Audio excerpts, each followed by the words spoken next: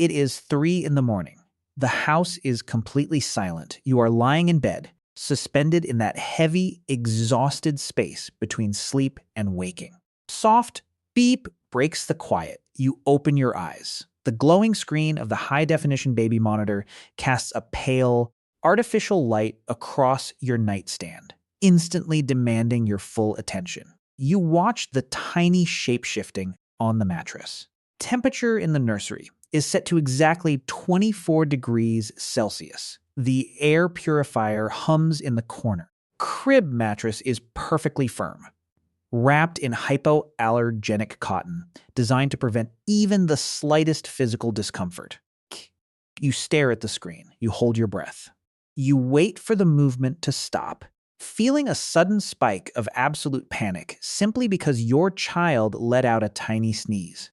Children today are raised inside a sterile fortress. Every sharp corner is padded. Every outlet is covered. We have eradicated almost every natural threat from the physical environment of a modern infant. Now, I want you to unplug that camera, smash the thermostat into pieces, tear the roof completely off your house, open your eyes. The comfortable darkness of your bedroom is gone. You are completely surrounded by the suffocating, pitch-black night of the Pleistocene epoch. The wind howls. It is negative 20 degrees Celsius. The brutal cold instantly bites into your exposed skin, stealing the heat from your blood with terrifying speed. You hear a sound in the distance, a low, guttural snarl echoing off the frozen rocks. It is a dire wolf. It is hunting, and it can smell the warmth of your panic from miles away. Look down at your arms. You are holding a newborn human being. The child is red, incredibly fragile, and completely naked against the screaming wind. The baby opens its mouth and lets out a piercing, desperate cry into the freezing dark. You have absolutely nothing. No insulated blankets. No sterilized bottles of highly engineered formula. No pediatrician on speed dial. You are standing in the ice. You are holding the weakest creature on the face of the earth. How long does the child last? Does it freeze to death? Does it get eaten by a predator, drawn to the noise? Does it catch pneumonia from the freezing moisture in the air? Think about it. 2 days? 1 night? The truth is incredibly dark. A human child is not built to survive this place. I know exactly what you are thinking right now. You are thinking that modern parenting is already exhausting enough without imagining apocalyptic ice age scenarios. You are tired. You are overwhelmed. You feel like you are failing. But let us be brutally honest with each other for a second. The image of a lone mother sitting in a rocking chair at 3 in the morning, locked inside a quiet apartment, fighting a desperate battle against sleep deprivation. It is a biological glitch. It is a bizarre, incredibly recent error in the operating system of human evolution. For 99% of human history, the isolated nuclear family simply did not exist. There were no private bedrooms. There was no concept of personal space. There were no locked doors separating a struggling mother from the rest of the world. Human babies are objectively the most pathetic, useless offspring in the entire animal kingdom. Baby horse can stand up and run an hour after falling out of the womb. A newborn human cannot even lift its own head.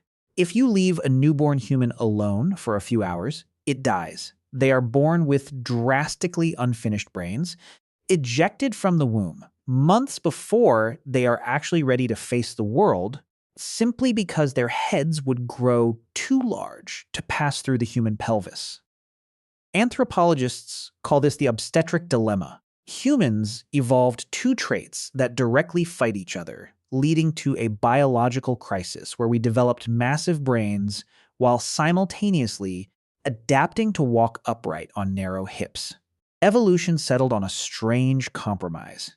Get the baby out earlier, finish the construction later. Human babies are basically external fetuses, requiring massive amounts of energy and protection just to finish growing their basic operating system.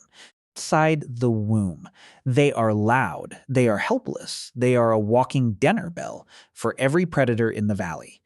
Shift your perspective backward in time. Look at our ancestors shivering in the brutal, unrelenting cold of the Ice Age. They did not have smart heaters. They did not have moisture-wicking fabrics. But they did not let those fragile, finished babies freeze to death in the snow. They did not mourn the physical weakness of their infants because they possessed a brilliant strategy, transformed a fatal biological flaw into a masterpiece of collective survival. How do you keep a tiny, helpless meat heater from going out in a frozen wasteland? You never put it down. Dropping a baby onto the frozen earth was an absolute death sentence.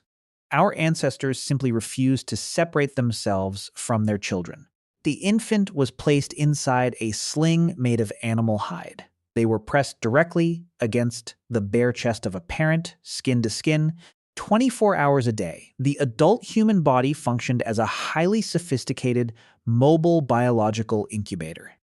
When the baby got too cold, the mother's body temperature would naturally rise to transfer heat across their skin. This constant, rhythmic physical contact did something even more remarkable than just providing warmth. It actually synchronized their biological rhythms. Gentle rise and fall of the mother's chest, the steady beating of her heart. It all acted as a biological metronome. Continuous sensory feedback prevented the infant from slipping into an incredibly deep, lethal sleep, effectively serving as an ancient defense mechanism against sudden infant death. But warmth alone does not keep a creature alive. The winter drags on for months and the frozen earth offers absolutely no fruit or soft meat. The baby faces another brutal enemy: starvation. There was no instant powder to mix with warm water. Breast milk was the absolute only barrier separating that tiny life from immediate death. This was not a casual temporary arrangement. Our ancestors nursed their children for 3 to 4 consecutive years, pouring staggering amounts of calories into the rapidly expanding brain of the child. But this white liquid was not just a source of fat and sugar. It was a flowing river of biological data. It was a living, dynamic substance. Every single time the mother was exposed to a pathogen in the dirt, her immune system would synthesize antibodies, and she would stream that custom-built immune defense directly into the baby's digestive tract. She was downloading her entire immune history into the child. But there is a dirty secret here that modern society desperately wants you to ignore. A single mother cannot do this alone. She cannot carry a screaming infant, forage for scarce tubers in the frozen dirt, maintain her own staggering caloric needs, and fight off hungry predators all at the same time. If she tried, she would collapse. So they invented the ultimate evolutionary weapon. They developed cooperative breeding. A human baby is so difficult to keep alive that our species turned childcare into a highly coordinated team sport. Baby did not belong solely to the woman who pushed it out of her body. The child was the property, the responsibility, and the future of the entire tribe. Look at the grandmother. Anthropologists call it the grandmother hypothesis, the evolutionary reason human women live decades past their reproductive prime. The grandmothers held the babies so the mothers could sleep. Ants chewed tough meat to soften it for the toddlers. The cousins played with them. The men of the tribe formed a defensive perimeter, a living, breathing wall of muscle and spears, shielding the vulnerable center from the horrors of the wild. Famous proverb about needing a village to raise a child is not just a cute phrase printed on greeting cards. It is an evolutionary command.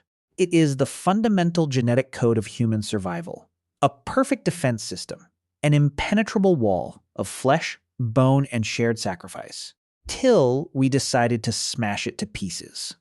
Look at the turning point.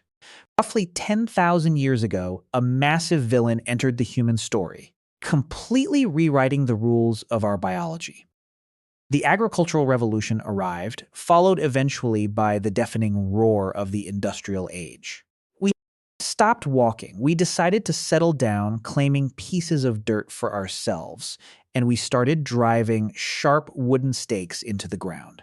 We built fences. We built thick walls. We chopped the massive, sprawling tribe into tiny, isolated fragments, shoved people into separate square boxes, and locked the heavy wooden doors. The concept of the nuclear family was born from this exact fracture. For the first time in the entire history of primate evolution, the monumental, soul-crushing burden of keeping an unfinished human larva alive was violently thrown onto the shoulders of just one or two people, trapped them behind concrete walls, cut them off from the grandmothers, isolated them from the cousins, and told them to figure it out alone.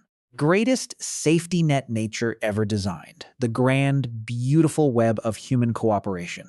It officially collapsed. Now, step back into the present moment. Look again at the modern nursery. We are so incredibly proud of our technological progress.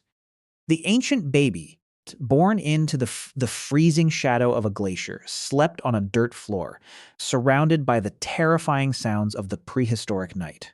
That child was never alone.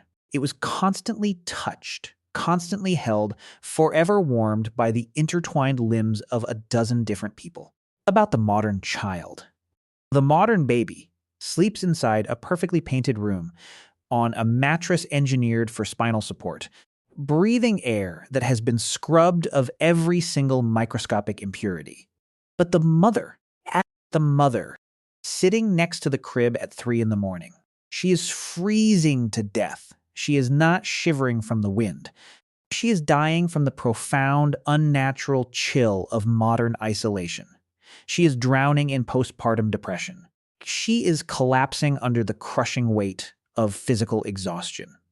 She is desperately trying to carry a biological workload that nature specifically designed to be divided among 10 different adult humans. We traded our ancient survival strategy for drywall and smart thermostats. We bought absolute physical safety for our offspring. But to afford that safety, we sold the village. We abandoned the tribe. We are safe. But we are completely alone.